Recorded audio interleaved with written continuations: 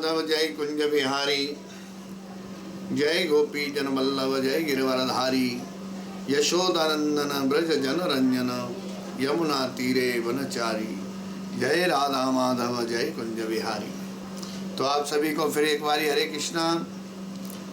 और आप सभी के उत्साह बढ़ाने के लिए हरे कृष्णा, और आशा करते हैं कि आपका इसी तरीके से उत्साह मिलता रहा तो ये लंबा ही चलेगा, क्योंकि जब से लॉकडाउन हुआ है तब से ये मौका हमें प्राप्त हो गया है। और हम उसी दिन से आज मैं जानता हूँ 81 डे हो गया, लगभग 81 दिन हो गए हैं और सेवा का मौका हमें मिल रहा है और आप लोग भी आनंद ले रहे हो और बहुत सारे फ़ोन भी आते हैं, बहुत सारी बातें होती हैं। तो जो आता है, जितना आता है इस छोटी बुद्धि के द्वारा, वैसे आता वाता कुछ है नहीं, बोलना भी नहीं आता, कहना भी नहीं आता, परंतु गुरु की आज्ञा है कि प्रचार करना है तो जितना आता है उतना तो करो। बस इसलिए ये सोच के कि चलो कुछ करना चाहिए तो कर रहे हैं। इसमें आप लोगों को सबका आशीर्वाद है तो हो रहा है। हरे कृष्णा। तो आज का जो हमारा टॉपिक है वो है कि क्या हम चोर हैं। हाँ, कितना सुंदर। हमें समझना होगा कि क्या हम चोर हैं। तो ये बात क्यों आई? ये बात इसलिए आई कि आज हम लोग सब अपने घरों में बैठे हैं और जो लोग बाहर निकल रहे हैं वो सब हॉस्पिटलों की तरफ बढ़ रहे हैं और बड़ी मुश्किल सी आपदा आई हुई है चारों तरफ। उसका कारण क्या है? कहाँ हमसे गलतियाँ हुई हैं, हमने कौन सा ऐसा कार्य कर दिया जाने अनजाने, हमें पता नहीं है। हर एक व्यक्ति तो ये कह रहा है मैंने ऐसा कुछ नहीं किया जिससे मुझे ये दुख भोगने पड़ रहे हैं, मैंने ऐसा कुछ भी नहीं किया जो मुझे दुख भोगने पड़ रहे हैं। हर व्यक्ति यही कह रहा है, परंतु भगवान जानते हैं कि हमने क्या किया है क्या नहीं किया है।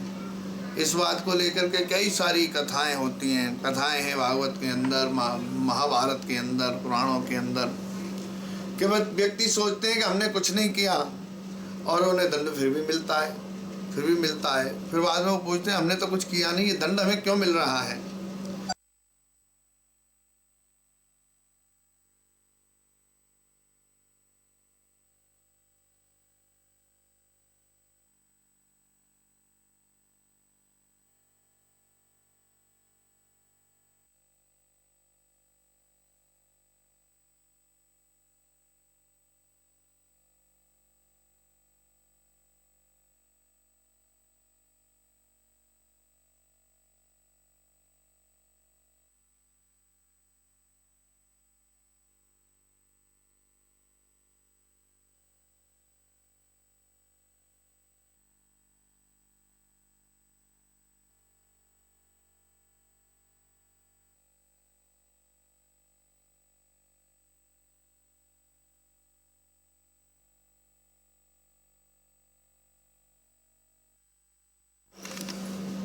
फिर हमें ये कष्ट क्यों भोगने पड़ते हैं? हमने कोई गलत काम नहीं किया है, फिर भी हमें कष्ट भोगने पड़ते हैं।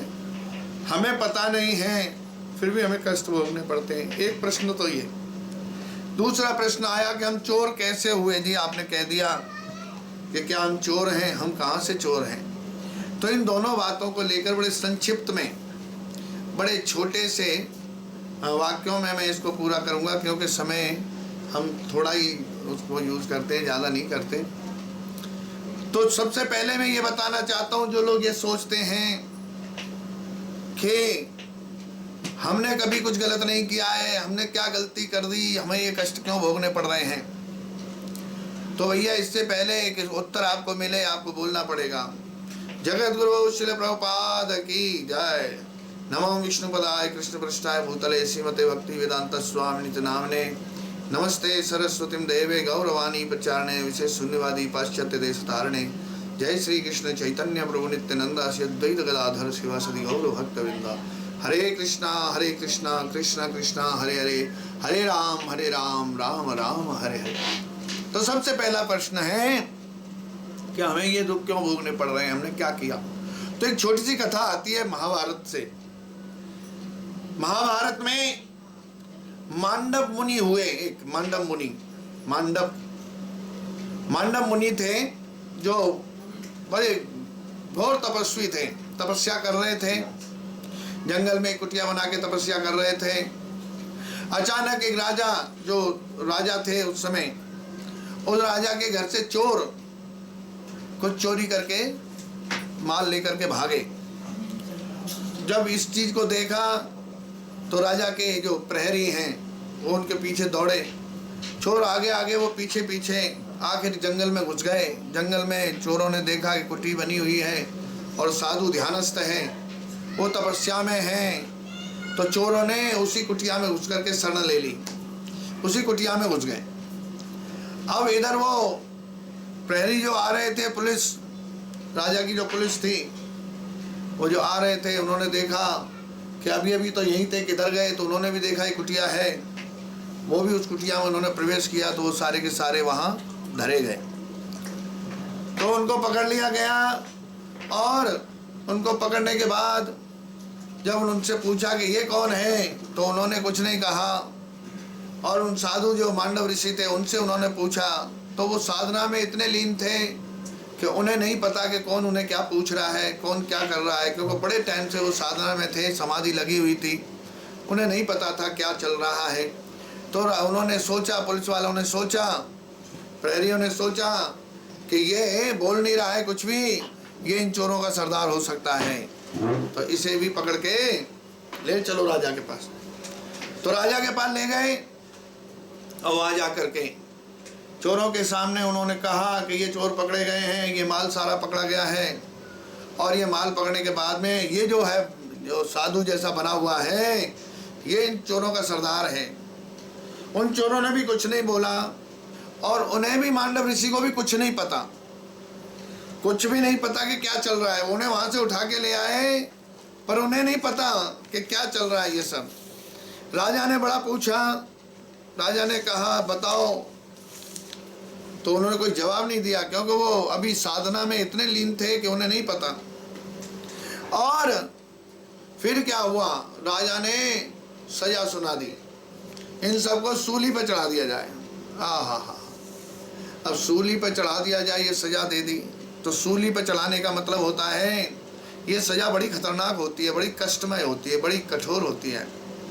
सूली का मतलब एक भाला जैसा होता है, उसके ऊपर और व्यक्ति को बैठा दिया जाता है, उसके गुदा में से उसको पार करके ऊपर निकाल दिया जाता है और उसे लटका दिया जाता है, ऐसे खड़ा कर दिया जाता है, सूली ऐसे खड़ा कर दिया जाता है। तो वो घंटे, 2 घंटे, 4 घंटे, 8 घंटे, 10 घंटे में वो व्यक्ति मर जाता है और फिर दूसरे व्यक्ति को सजा के लिए लाया जाता है।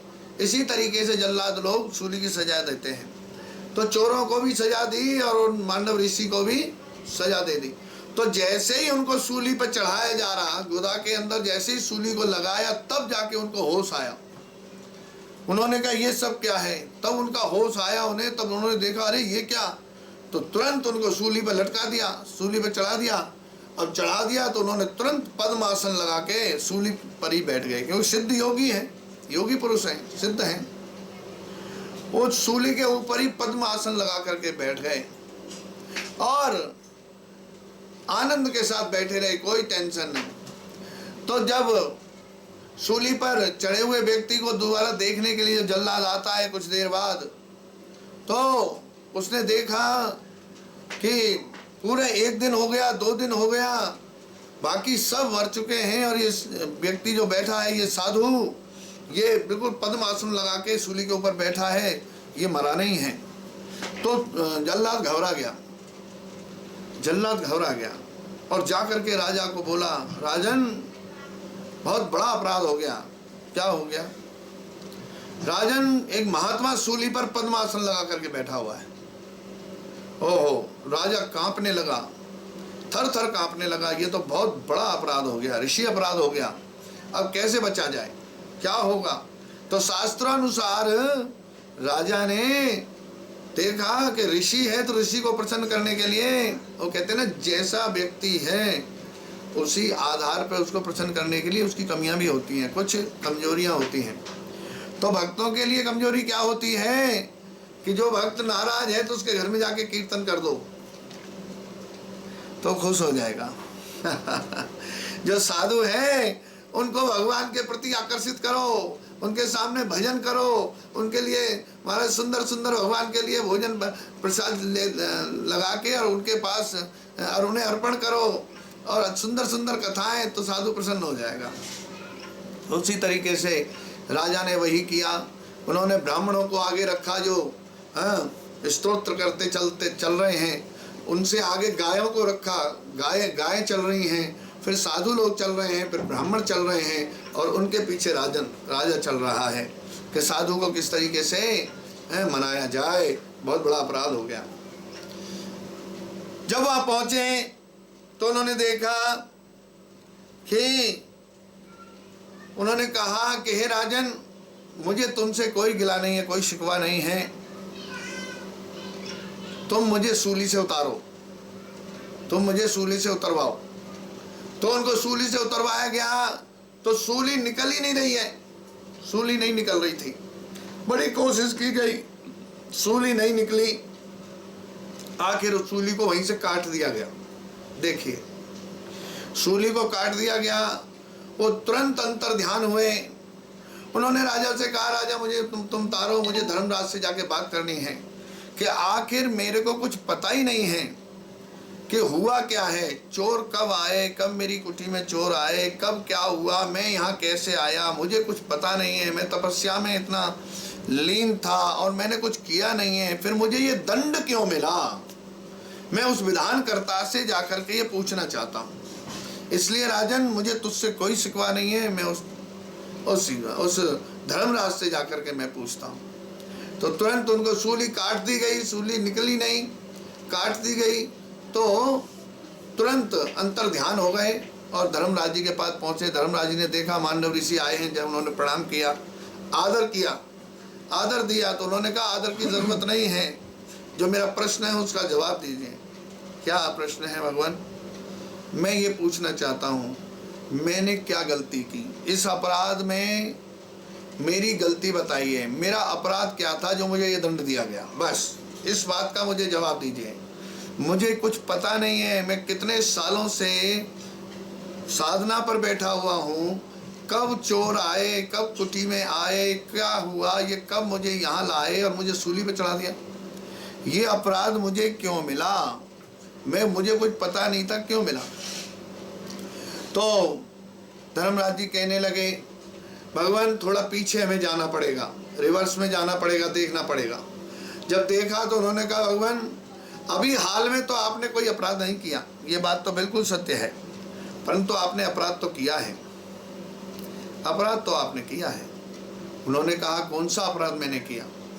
तो जब बैग में गए तो देखा क्या अपराध किया है कि जब तुम 8 वर्ष के थे, जब तुम 8 वर्ष के थे, तब तुमने एक तितली को पकड़ करके और बबूल के कांटे से उसके गुदा में बार बार वो कांटा चुभोया था और फिर आपने वो कांटा उसके गुदा में लगा हुआ छोड़ दिया था। वही आज भी देखिए, ये सूली आपके लगी हुई है, ये सूली आपको चुभी हुई है, तो ये अभी तक निकली नहीं है, क्योंकि उसी अपराध का ये तुम्हें दंड प्राप्त है, उसी अपराध का ये दंड मिल रहा है। तो उन्होंने कहा, ये तो तुम्हारा जो सिद्धांत है ये बिल्कुल गलत है, ये बिल्कुल गलत है, ये तुम्हारा जो न्याय है ये बिल्कुल गलत है। क्यों गलत है?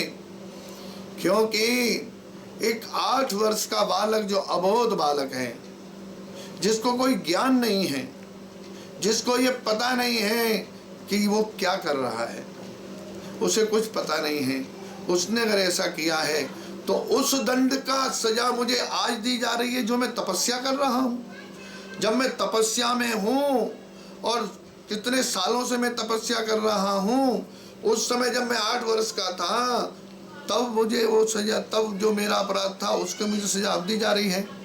ये बिल्कुल गलत है, ये बिल्कुल गलत है। तो मैं आज से ये विधान बनाए देता हूँ।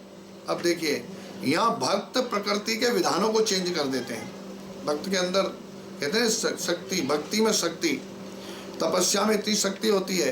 भगवत प्रेम में व्यक्ति भक्ति को प्राप्त करता हुआ भगवान का इतना प्रिय हो जाता है कि भगवान उनकी बातों को टाल नहीं सकते। जो भक्त कह देता है वही हो जाता है, वही हो जाता है। और वही हुआ। उन्होंने कह दिया, आज से मैं ये विधान बनाए देता हूं, ये विधान करता कि 14 वर्ष से पहले 14 वर्ष तक किसी बालक का कोई भी अपराध उसको दंड न दिया जाए। आज से ये विधान अपने खाते में लिख लो कि अब 14 वर्ष से पहले तक का जो बच्चा है, उसके बाद की बात अलग है, पर 14 वर्ष तक के बालक का कोई भी अपराध दंडनीय नहीं हो सकता। और दूसरी बात यह कि धर्मराज, तुमने न्याय सही नहीं किया, इसलिए तुम्हें यहाँ रहने का कोई हक नहीं है। इस पद के योग्य तुम नहीं हो, इस पद के योग्य नहीं हो, इसलिए तुम 100 वर्ष के लिए मृत्यु लोक जाइए, तब तुम्हारा नशा ठंडा होगा। तो तुमने जो किया है, मैं तुम्हें श्राप देता हूं कि तुम 100 वर्ष के लिए मृत्यु लोक जाइए। तो वही धर्मराज विदुर बन के और हस्तिनापुर में आए। वही विदुर हैं जो साक्षात धर्मराज हैं, और ये युधिष्ठिर हैं, वो धर्मराज के अंश हैं। तो इस तरीके से इस कथा से हमें मिलता है कि कई बार हमें पता नहीं होता कि हमने कुछ किया नहीं है, परंतु हमारे पूर्व कर्म जो होते हैं वो हमें दुख देते हैं। इसीलिए कहा जाता है कि जाने अनजाने किसी भी कीमत पर, अब जैसे देखिए आज हमसे जो अपराध होते हैं, इसका भी मैं आपको बता दूं। आज अपराध होते हैं तो वो एकांत के अपराध होते हैं। सबके सामने अगर कोई गलत कार्य आप कर रहे हो, समाज के सामने कर रहे हो, समाज आपको दंड देगा। घर में आप सबके सामने कर रहे हो, घर वाले तुम्हें टोकेंगे, घर वाले आपको बोलेंगे, आपको दंड भी दिया जा सकता है। परंतु अगर तुम पर्दे के पीछे कुछ कर रहे हो तो कौन देख रहा है? ये जो अपराध है ये हमें दुख देते हैं, इनसे बचा नहीं जा सकता। ये ध्यान रखना। जो व्यक्ति अकेले में, अरे कोई नहीं देख रहा है और मैंने वो कार्य कर दिया जो मुझे नहीं करना चाहिए था, मुझे कोई नहीं देख रहा है, सबूत क्या है? सबूत क्या है? तो सबूत भगवान स्वयं है। भगवान स्वयं सबूत हैं जो बताते हैं कि बेटा तुमने उस समय ये कार्य किया था और उसका तुम्हें दंड यहाँ पर मिल रहा है। और वो दंड किस रूप में मिलता है? वो दंड मिलता है जब हमारा कोई कार्य होते होते बिगड़ जाता है, या कोई कार्य ऐसा जिसकी हमें उम्मीद नहीं है कि वो बिगड़ जाएगा, या कोई ऐसा दुख जिसकी हम कभी सोच भी नहीं सकते हैं, वो दुख हमें प्राप्त होते हैं। जैसे आज आप देखिए कोरोना में कितनी बुरी हालत है सब लोगों की। तो जो लोग दुखी हैं, जो परेशान है, वो कहते हैं हमने ऐसा क्या किया था। तो सोचना पड़ेगा, पहला प्रश्न। दूसरा, हम चोर क्यों हैं? अब इस पे बात आती है। हम चोर क्यों हैं? हम चोर इसलिए हैं कि हम जिसका जो माल खा रहे हैं, जो लोग हमें खाना पीना रहना सोना हर प्रकार की सुविधाएं दे रहे हैं, हम उनका शुक्रिया भी अदा नहीं कर रहे हैं। हम उनका शुक्रिया अदा भी नहीं कर रहे हैं। इसके लिए श्लोक आता है भगवत गीता का 3 अध्याय का 12वां श्लोक। उसमें कहा जा रहे हैं, इष्टान भोगानि वो देवा दास्यन्ते यज्ञ भाविताः तैर्दत्तान प्रदायेभ्यो यो भुंक्ते स्तेन एवशः। अर्थात अनुवाद श्री प्रभुपाद द्वारा। प्रभुपाद की जय। क्या कह रहे हैं प्रभुपाद जी? कि जीवन की विभिन्न आवश्यकताओं की पूर्ति करने वाले, हमारे जीवन में जितनी भी आवश्यकताएं आती हैं उनकी पूर्ति करने वाले विभिन्न देवता यज्ञ संपन्न होने पर प्रसन्न होकर के तुम्हारी सारी आवश्यकताओं को पूर्ति करेंगे। किंतु जो इन उपहारों को देवताओं को अर्पित किए बिना भोगता है। ध्यान से सुनना, जो चीजें देवता हमें उपलब्ध करा रहे हैं और उन चीजों को हम ग्रहण कर रहे हैं, उनके बल पर जी रहे हैं, अपने जीवन को चला रहे हैं, हंसी खुशी आनंद उठा रहे हैं, पर उनको उनका भाग नहीं दे रहे हैं। जो उन्हें चाहिए हम उन्हें नहीं दे रहे हैं। अरे देने की बात छोड़िए, उन्हें पूछ तक नहीं रहे हैं कि क्या हम ये आपकी चीज यूज कर लें, और हम यूज कर रहे हैं। तो क्या होगा भैया? ऐसा ही होगा, ऐसी महामारी मारामारी होगी जिसमें कि कोई कुछ नहीं समझ पाएगा कि ये चल क्या रहा है। आंखें बंद हो जाएंगी, दिमाग सुन्न हो जाएगा, सोचने की शक्ति नहीं रहेगी और हम समझ भी नहीं पाएंगे कि चल क्या रहा है। तो यहाँ पर भगवान कह रहे हैं कि ये जो व्यवस्थाएं मैंने बनाई हैं, जितनी भी व्यवस्थाएं बनाई हैं, क्योंकि भगवान विष्णु के द्वारा ही सारी व्यवस्थाएं बनाई जाती हैं, फिर उसके आधार पर हर एक पोस्ट को दिया जाता है, हर देवता को हर एक ऑफिस दिया जाता है, हर एक कि ये तुम संभालोगे। वायु देवता को कहा कि तुम वायु को संभालोगे, चंद्र देवता को कहा तुम शीतलता को, चांदनी को संभालो, सूर्य को कहा तुम तेज को संभालो, वरुण को कहा तुम जल को संभालो, वायु को कहा। ये सब देवताओं की ड्यूटी लगी हुई है, सबकी ड्यूटी है, और हम ये सारी चीजें यूज भी कर रहे हैं। परंतु क्या आप क्या समझते हो, ये सब फ्री में मिल रहा है? फ्री में मिल रहा है, परंतु वो भी तो हमसे कुछ उम्मीदें लगाए बैठे हैं। क्या हम उन उम्मीदों पर खरे नहीं उतर सकते? क्या हम पूछ करके नहीं उनसे रह सकते, यूज नहीं कर सकते? जैसे इसके अगले वाला श्लोक पर कल चर्चा हुई थी कि क्या हम पाप खाते हैं? हाँ, हम चोर भी हैं और हम पाप भी खाते हैं। जो लोग भगवान को भोग लगाए बिना अपनी इंद्रिय तृप्ति के लिए खाना बनाते हैं, पकाते हैं, खाते हैं, वो सारा पाप खाते हैं। ये कल चर्चा हुई थी। और आज चर्चा है कि जो देवता हमारे जीवन को चलाने के लिए हर सुविधाएं हमें प्रदान कर रहे हैं, क्या उनकी जो आवश्यकताएं हमारी ड्यूटी नहीं बनती? क्या हमारी ड्यूटी बनती है कि हम उन्हें पूछें और हमारा जो कर्तव्य है उनके प्रति, उस कर्तव्य को हम करें, पर हम नहीं कर रहे हैं। इसीलिए आज ये जो कोरोना प्रॉब्लम जो खड़ी है, इस तरीके की आपदाएं, सुनामी, भूकंप, और देखिए आप कितने एक महीने में 2 ग्रहण और तूफान, ये सब क्या हो रहा है? अब हम समझ नहीं पा रहे हैं। अगर हम समझ लेंगे तो हमारे जीवन का जो वास्तविक नजरिया है वो हमारी समझ में आ जाएगा। तो यहाँ पर बता रहे हैं, प्रभुपाद जी कह रहे हैं कि किंतु जो इन उपहारों को देवताओं को अर्पित किए बिना भोगता है वह निश्चित रूप से चोर है। मैं नहीं कह रहा। भगवत गीता 3 अध्याय का 12वां श्लोक भगवान स्वयं कह रहे हैं कि जीवन की विभिन्न आवश्यकताओं की पूर्ति करने के लिए उन्होंने देवताओं को निश्चित किया है कि तुम मनुष्य और देवता मिलके ये सारी व्यवस्थाएं अपने आप से बनाओ और क्या करो, मेरी खुशी के लिए क्या करो, यज्ञ करो। यज्ञ की बात हुई है।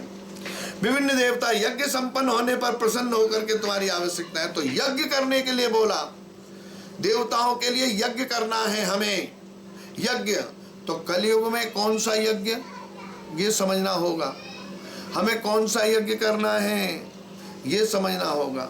तो यहाँ पर कह रहे हैं कि तुम जो है देवता यज्ञ संपन्न होने पर प्रसन्न होकर तुम्हारी सारी आवश्यकताएं पूरी करेंगे, किंतु जो इन उपहारों को देवता को अर्पित किए बिना भोगता है वह निश्चित रूप से चोर है। तो हाँ, हम चोर हैं ये मानना होगा। अगर नहीं मानेंगे तो हमें वो कार्य करना होगा जो देवता चाहते हैं, और जो देवता चाहते हैं तो भगवान चाहते हैं देवताओं से, क्योंकि जो भी कुछ अगर अर्पण किया जाता है वो सब भगवान को जाता है। भोक्तारम यज्ञ तपसाम सर्वलोक महेश्वरम, क्योंकि भोक्ता तो स्वयं भगवान है। भगवान है, तो देवता और मनुष्य दोनों भगवान के प्रति यज्ञ करना चाहिए। और यज्ञ के लिए बहुत सारी प्रभुपाद जी ने तात्पर्य में कहा है कि वेदों के द्वारा बहुत सारे अनुष्ठान हैं, बहुत प्रकार के यज्ञ हैं, परंतु आज क्या है, आज की बात है, प्रेजेंट में हमें क्या करना है। मनुष्य को यह जानना चाहिए कि जीवन की सारी आवश्यकताएं भगवान के देवता प्रतिनिधियों द्वारा ही पूरी की जाती हैं। कोई कुछ बना नहीं सकता, कोई कुछ नहीं बना सकता। जितनी आवश्यकताएं वो भगवान के द्वारा पूरी की जाती हैं, और जो भी देवता दे रहे हैं वो हम लोग उन चीजों को बना नहीं सकते। क्या हम चंद्र की शीतलता बना सकते हैं? क्या हम सूर्य का तेज बना सकते हैं? क्या हम पानी को बना सकते हैं? उसके फॉर्मूले जरूर बता सकते हैं, पर पानी बना सकते हैं? नहीं बना सकते। तो अन्न बना सकते हैं? नहीं बना सकते। फल प्लास्टिक के बना सकते हैं, क्या वो रसीले और खुशबूदार फूल बना सकते हैं? रसीले फल और खुशबूदार फूल बना सकते हैं? क्या साग सब्जियां हम बना सकते हैं? दूध क्या हम बना सकते हैं? चीनी क्या वो शक्कर, वो मिठास जो पृथ्वी से निकल रही है, क्या हम बना सकते हैं? नहीं बना सकते। हम कुछ भी नहीं बना सकते। हम सब कुछ उनका ले रहे हैं, परंतु कुछ भी नहीं कर रहे हैं। तो यज्ञ के लिए बोला गया, यज्ञ करो, यज्ञ करो, यज्ञ करो। तो यज्ञों को संपन्न करने से अन्य लाभ भी होते हैं। ऐसा नहीं है कि यज्ञ से तुम्हारी ये जो तुमसे जो न करने से तुम्हें संकट आया है यही मिटेगा, नहीं, और भी अन्य लाभ हैं। क्या है? जिनमें अंततः भवबंधन से मुक्ति, अंततो गत्वा भगवत धाम की प्राप्ति यज्ञ करने से। कौन सा यज्ञ, ये बताना है, इसको ध्यान से सुनना। कौन सा यज्ञ? तो अंततः क्या क्या मिलता है? भवबंधन से मुक्ति मिल जाती है। यज्ञ से सारे कर्म पवित्र हो जाते हैं। हमारे जो भी कर्म हैं सब पवित्र हो जाते हैं। जैसा कि वेद वचन में कहा गया है, आहार शुद्धौ सत्य शुद्ध, सत्य शुद्धौ ध्रुवा स्मृति, स्मृति लभ्ये सर्वगन ग्रंथीनाम विप्रमोक्षः। कह रहे हैं यज्ञ से मनुष्य के खाद्य पदार्थ शुद्ध हो जाते हैं। और शुद्ध भोजन करने से मनुष्य जीवन जो है वो शुद्ध हो जाता है। मनुष्य जीवन शुद्ध हो जाता है। जीवन शुद्ध होने से स्मृति, जो हमारी जो सोच है वो शुद्ध हो जाती है, वो शुद्ध हो जाती है। और स्मृति के शुद्ध होने से सूक्ष्म तंतु जो हैं वो शुद्ध हो जाते हैं। और स्मृति तंतुओं के शुद्ध होने पर मनुष्य मुक्ति मार्ग का चिंतन कर सकता है। जब हमारी बुद्धि, हमारा मन और हमारे जो सूक्ष्म तंतु वो भी अगर शुद्ध हो जाते हैं, तब पवित्र बुद्धि के द्वारा हम मुक्ति मार्ग का, कि हमारी मुक्ति कैसे होगी, हम भगवत धाम की प्राप्ति कैसे कर पाएंगे, मैं मेरे घर में कैसे पहुंच पाऊंगा, मेरे पिता मेरा इंतजार कर रहे हैं, वो स्मृति, वो याद मुझे आती है, वो मेरा पिता जो परम पिता है मुझे याद आता है। यहाँ ये जो संसार है, ये भौतिक संसार दुखालयम शाश्वतम, ये दुखों का जो घर है, इसे बुद्धि शून्य कर देती है, इसे देखना नहीं चाहती, ये अकुलाने लगती है और कहाँ की चिंतन करती है, उस भगवत धाम की जो मेरा वास्तविक घर है उसका चिंतन करने लगती है, शुद्ध हो जाती है। और ये सब मिलकर, ये सारी चीजें मिलकर क्या प्राप्त कर लेते हैं? कृष्ण भावना अमृत के समुद्र को प्राप्त कर लेते हैं। उसमें फिर जीव गोते लगाता है और पवित्र और पवित्र और पवित्र। जब पवित्रता के समुद्र में गोते लगा करके और भगवत धाम जाने के लायक हो जाता है। और यही आज के समाज के लिए सर्वाधिक आवश्यक है, बहुत ही जरूरी है, बहुत ही जरूरी है भैया। तो जो भी जो हमारे ऊपर कर्जा है, ये तो हमें चुकाना ही पड़ेगा। सूर्य देव का कर्जा, वरुण देव का कर्जा, है जी। तो ये यज्ञ कौन सा करना है, उसके लिए बड़ा सुंदर सी बात श्रीमद् भागवतम में 11वें स्कंद के 5वें अध्याय का 32वां श्लोक क्या कह रहे हैं। कृष्ण वर्णत्वषा कृष्ण सांगोपांगस्त्र पार्षदम यज्ञ संकीर्तन प्राय यही जंती ही सुमेधसा। आहा, कह रहे हैं इस कलयुग में जो लोग पर्याप्त बुद्धिमान हैं वे भगवान की उनके पार्षदों सहित संकीर्तन यज्ञ द्वारा पूजा करेंगे। सबसे बड़ा यज्ञ कलयुग केवल नाम आधारा सुमिर सुमिर नर उतरी पारा। कलि संतृण हरिर नाम हरिर नाम एव केवलम कलौ नास्त्यैव नास्त्यैव नास्त्यैव गतिरन्यथा। तो वेदों में वर्णित अन्य यज्ञों को इस काल में कर पाना सहज नहीं है। आज अगर हम यज्ञ करते हैं, न तो घी शुद्ध है, न ब्राह्मण शुद्ध है, न लकड़ी शुद्ध है, न हवा शुद्ध है, न मंत्रोच्चारण शुद्ध है, कोई भी चीज शुद्ध प्राप्त नहीं है। परंतु इसीलिए भगवान को पहले से ही पता था कलयुग केवल नाम आधारा, नाम शुद्ध है। और नाम भगवान, नाम ही भगवान है, भगवान ही नाम है। भगवान ने अपनी सारी शक्तियां नाम के अंदर डाल दी हैं। इस बात पे हमारा 7-8 दिन का जो सत्र चला हरि नाम महिमा पर, उसमें सारी बातों को बताया गया। वो YouTube पे भी पढ़ा है, फेसबुक पे भी पढ़ा है, आप सुनिएगा। शुरू से हमने 7-8 दिन का हरि नाम की महिमा का ही सत्र चलाया कि उस हरि नाम प्रभु जो भगवान और हरि नाम में कोई फर्क नहीं है, भेद नहीं है। ये हरि नाम प्रभु ही साक्षात हमारे साथ भगवत स्वरूप हमें प्रकट हैं। हम उन्हें देख सकते हैं, महसूस कर सकते हैं और अपने साथ समझ सकते हैं। जैसे ही हम हरे कृष्ण बोलते हैं, कृष्ण हमारी जुबा पर नाचने लगते हैं। आहा, ऐसा हो। तो ये सारी बातों को हमने 7-8 दिन लगातार उस पर चर्चा करी। तो यहाँ पर कह रहे हैं चैतन्य महाप्रभु कह रहे हैं कि कीर्तन यज्ञ, संकीर्तन यज्ञ सुगम है और बाकी यज्ञ हम नहीं कर सकते। तो ये जो संकीर्तन यज्ञ कलयुग में संकीर्तन यज्ञ के लिए कहा गया। और भगवान कृष्ण का अपने भक्त रूप चैतन्य महाप्रभु के रूप में जब भगवान आए तो उन्होंने इसी बात का प्रचार किया कि हरि नाम से ही हमें वो सब कुछ प्राप्त हो सकता है जो हजारों साल तपस्या करने के बाद, हजारों साल और सतयुग में, और फिर 10,000 साल की त्रेता में आयु रही, फिर 1000 साल की द्वापर में, और उसके बाद कलयुग में 100 साल की आयु। तो जो 1,00,000 साल की आयु वाला व्यक्ति भी जो 1,00,000 तपस्या करने के बाद जो फल प्राप्त करता था वो त्रेता में 1000 वर्ष के अंदर करता था, और जो 1000 वर्ष के अंदर जो तपस्या का फल प्राप्त होता था वो द्वापर में 1000 उसके अंदर 10,000 त्रेता में 10,000 और द्वापर में 1,000 और कलयुग में 100 वर्ष।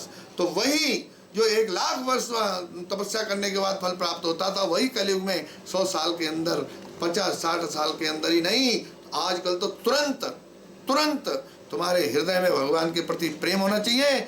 और निरपराध नाम की महिमा अगर मुखारविंद से बह रही है, रसना से बह रही है, तो भगवान समझ लो तुम्हारे साथ हमेशा हैं, हमेशा हैं, हमेशा रहेंगे। ऐसा सोच करके हरि नाम संकीर्तन बताया गया। तो भैया कर्जा तो चुकाना पड़ेगा। एक कथा मुझे याद आती है, एक कथा याद आ रही है कि एक लाला जी अचानक बीमार पड़ गए और हॉस्पिटल गए। हॉस्पिटल में उनको एडमिट कर लिया गया। उनकी सांसें नहीं चल रही थी, पता नहीं उनको क्या प्रॉब्लम हुई, ऑक्सीजन की कमी हो गई उनके अंदर। उन्हें वहाँ पर हॉस्पिटल में एडमिट कर लिया गया, उनको बेड पर लेटाया, ऑक्सीजन चालू हो गई। 4-5 दिन उनका इलाज चला और इलाज के बाद वो स्वस्थ हो गए। स्वस्थ होने के बाद डॉक्टर ने आकर के उनको कहा कि अब आपको डिस्चार्ज किया जाता है, आप घर जा सकते हो और ये आपका बिल। अब बिल को देख करके और लाला जी रोने लगे। लाला जी रोने लगे और रोते ही रहे। डॉक्टर चला गया बिल देके। डॉक्टर घंटे 2 घंटे बाद आया तो लाला जी रो रहे थे। उन्होंने कहा जी आप जब से रो रहे हो? तो और वार्ड के अंदर जितने भी लोग थे सबने कहा ये जब से आपने बिल दिया है तभी से लाला जी रो रहे हैं, तभी से रो रहे हैं, चुप नहीं है। तो उन्होंने कहा जी ऐसा क्या हो गया, आप बिल्कुल परेशान मत होइए, आप अभी अभी बीमार होके चुके हैं, आप इतना मत रोइए इतना। तो उन्होंने कहा कि डॉक्टर ने कहा कि अगर आपको लगता है कि ये 5 लाख रुपए का जो बिल है, 5 दिन का 5 लाख रुपए का जो बिल है, अगर आप इसे नहीं दे सकते हैं तो मैं मैनेजमेंट से बात करके आपके इस बिल को किस्तों पे, इंस्टॉलमेंट पे करा देता हूँ, आप परेशान मत होइए, इतना तो मैं करा सकता हूँ। तो लाला जी ने क्या कहा, ये सुनने वाली बात है। लाला जी ने कहा अरे डॉक्टर साहब ऐसा कुछ भी नहीं है, पैसे की बात नहीं है, सबसे बड़ी बात फिर और क्या है, आप रो क्यों रहे हैं, आप रोइए मत, पैसे की बात नहीं है तो क्या बात है। उन्होंने कहा पैसा 50 लाख भी आप मांगते मैं दे देता, परंतु फिर तुम रो क्यों रहे हो। तो उन्होंने कहा मैं रो इसलिए रहा हूँ कि 5 दिन आपके पास रहा तो 5 लाख रुपया आप मेरे से मांग रहे हैं। ऑक्सीजन दिया आपने और जो दवाई दी, ऑक्सीजन जो आपने दिया और दवाई जो दी, उसका 5 लाख रुपया आपने मुझे मांगा। मैं रो इसलिए रहा हूँ कि आज मेरी उम्र 70 साल की है, काश मैं वो हिसाब कैसे दे पाऊंगा अगर मुझे ऊपर जाके ये हिसाब मांग लिया गया। 70 साल जो हमने सांस ली है, 70 साल जो मैंने सांस ली है, उसका हिसाब अगर भगवान ने मांग लिया तो मैं कहाँ से दूंगा। इसलिए रो रहा हूँ, मैं इसलिए परेशान हूँ। तो जब व्यक्ति ये बात सोच लेता है कि आज जो मैं भोग रहा हूँ, हर सुविधा मुझे प्राप्त हो रही है, हर चीज़ मुझे प्राप्त हो रही है, ये किसकी देन है, ये भगवान स्वयं हमें देने वाले हैं देवताओं के द्वारा। और अगर हम उन्हें नज़रअंदाज करके सारी चीज़ों को ग्रहण करते हैं और सोचते हैं ये सब मेरा है, ये सब मेरा है, तो हम बहुत बड़े चोर हैं। हमें ये चोरी बंद कर देनी चाहिए और अपने जीवन में इस बात को सोचना चाहिए कि अब आगे से मैं ये चोरी नहीं करूँगा। और मैं क्या करूँगा, अपने जीवन में भगवान श्री हरि के नाम का संकीर्तन करते हुए। और ये बिल्कुल सत्य है, अरे इतने सारे देवताओं को कैसे मनाओगे, इतनी सारी ग्रहों को कैसे मनाओगे। एक ही मंत्र के द्वारा सारे ग्रह शांत हो जाते हैं, सारे देवता खुश हो जाते हैं, क्योंकि सारे जीव और देवता सब भगवान के क्या हैं, सब दास हैं। जीव स्वरूप है नित्य कृष्ण दास, सब दास हैं। जो भी कुछ अर्पण करते हैं भगवान स्वयं करते हैं। भोक्तारम यज्ञ तपसाम, भगवान ही सर्वलोक महेश्वर हैं, भोक्ता के सारे लोकों के भोक्ता भगवान ही हैं और कोई नहीं है। तो इसलिए भगवान को और देवताओं को प्रसन्न करने के लिए हमें हरि नाम यज्ञ करना चाहिए। और हरि नाम यज्ञ के द्वारा ही हम अपने इस जीवन में सुख और शांति और आनंद की प्राप्ति कर सकते हैं। हरे कृष्णा।